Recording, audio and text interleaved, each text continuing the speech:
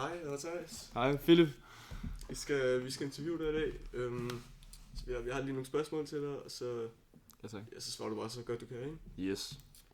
Ja, det er måske lidt overfladisk, men altså, hvis du har et eller andet sådan uddyb eller sådan noget, så siger du bare. Yes.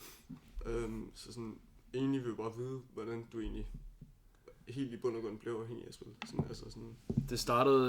Det hele startede med CSGO-tiderne, da jeg var en 13-14 år gammel, hvor at skinbetting var en stor ting. Den vej igennem fandt jeg så spillet, eller hvad man skal sige, eller spillet for mig. Hvor at der fangede det mig med det samme. Ja. Og det er jo også klart, når man er lidt yngre, så er ens hjerne ikke færdigudviklet og så videre, så man bliver fanget ret hurtigt af det.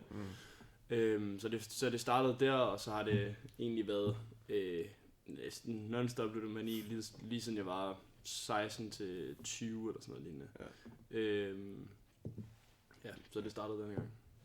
Bliver det så videre til sådan noget, altså sådan, så går det fra sådan noget CSGO-agtigt, og så mere til sådan noget, altså ægte gaming? Det går til alt, ja. Og man kan sige, at CSGO-gaming er også ægte nok i sig selv. Jo.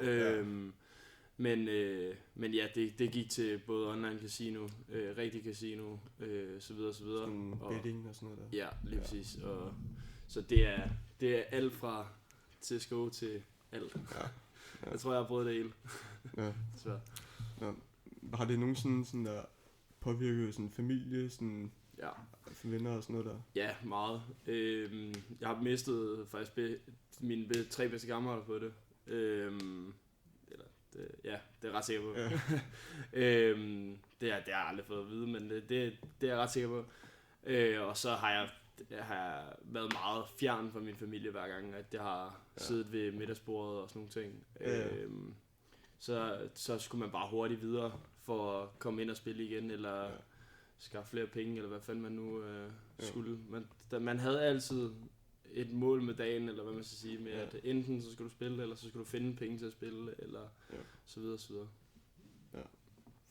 Det med vennerne der, er det hvor I har bare langsomt mistet kontakt-agtigt? Ja, eller sådan? Ja.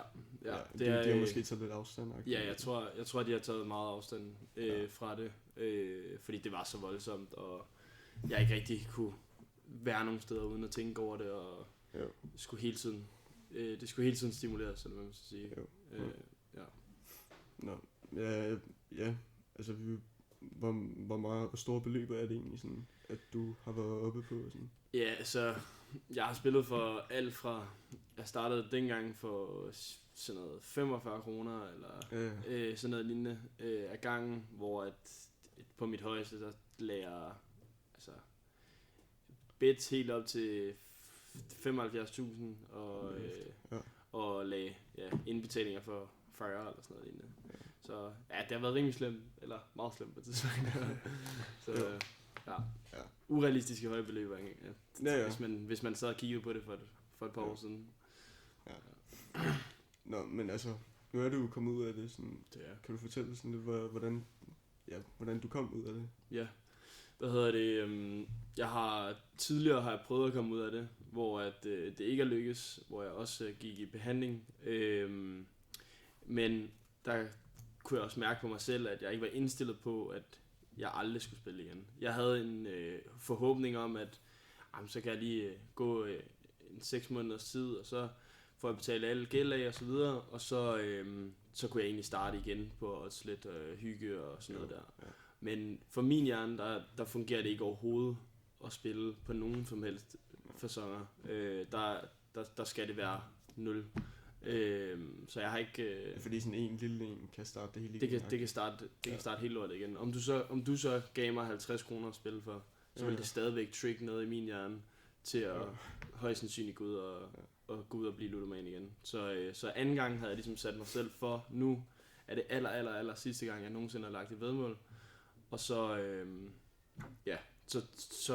kom jeg så i behandling igen, hvor jeg også kom i gruppebehandling, som virkede super godt. Er det sådan lidt, hvor man sådan, altså sidder med andre mennesker og så man sidder i en cirkel med andre mennesker, og så er det egentlig bare, så er der en behandler på, men behandleren er ikke den største del af det. Det er mere, at man selv åbner op til hele gruppen og fortælle nogle andre mennesker, hvordan man har det, og sådan nogle ting. Det er det, der virker. I hvert fald har virket for mig. Der er selvfølgelig præferencer for de forskellige mennesker, men det har helt sikkert virket for mig. Ja. Nå. Jamen, det er godt at høre, men altså, vi lidt det tekniske, sådan, vi spørger det sådan, hvilke del af gambling synes du er sådan det fedeste-agtige? Sådan, hvad fik dig sådan fanget? Ja, altså det er faktisk, det er sådan lidt i perioder af mit liv. I starten, da jeg var meget ung, der var det coinflips. Hvor at senere, der blev det meget blackjack og slots. Ja. Og så har der også været en periode med fodboldbetting. Så det har faktisk skiftet rigtig meget. Ja. Men jeg tror, det der fangede mig, det der gik stærkest, det var nok blackjack og slots. Ja. Fordi det går så hurtigt hele tiden. Ja. Du får hele tiden stimuleret. Ja, og det var sådan, du kan indstille, hvor meget du vil betale for, eller vil spille for, ikke? Så ja, sådan, lige præcis. Altså, du kan putte 100 ind, og du kan tage 100. Lige præcis, ja. Lige præcis. Ja. Har du nogensinde sådan lånt penge af andre for til gambling? Jeg har lånt penge hele mit liv næsten. Eller lige siden jeg blev 18, vil jeg nærmest sige. Der har jeg lånt penge af banker, privatpersoner, alt, hvad jeg kunne komme fat i. Ja. Fordi at det var bare, jeg skulle bare have mit spil. Ja. Og så var det lige meget, hvad det kostede. Og jeg kom også op, og begge gange, jeg prøvede at stoppe, der skyldte jeg 250.000 i banken, som jeg så skulle betale af på. Ja. Så ja, jeg har til dels lånt mange penge. Jo. Ja.